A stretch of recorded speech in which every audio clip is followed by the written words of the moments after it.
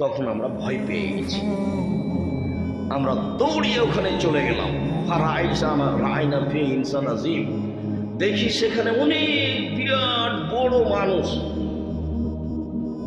লোহার ঝিঁঝির দিয়ে হাত এবং পাকে গলার সাথে জড়িয়ে পেঁচিয়ে বাঁধা আছে, লোহার শিকল পায়ের নিচ দিয়ে নিয়ে হাতকে কাঁধের সাথে জড়িয়ে বাঁধানো আছে। এসব বোমাইনার সময়ওয়ালার যে লাফ দিয়ে আকাশে উঠে যাচ্ছে, আবার মাটিতে পড়ে যাচ্ছে, আবার লাফ দিয়ে আকাশে উঠে যাচ্ছে, আবার পড়ে যাচ্ছে। ও অবাক, এরকম এত বড় মানুষ তো আমরা জীবনে কোনোদিন দেখিনি। আমরা বললাম, মানান্তা তুমি কে? তখন বলছে, আন্তকাদার তো বনি ফাঁক করিনি মানান্তম। আরে তোমরা তো জেলেই যাবা, আমি কে? তোমরা বলো তোমরা কারা?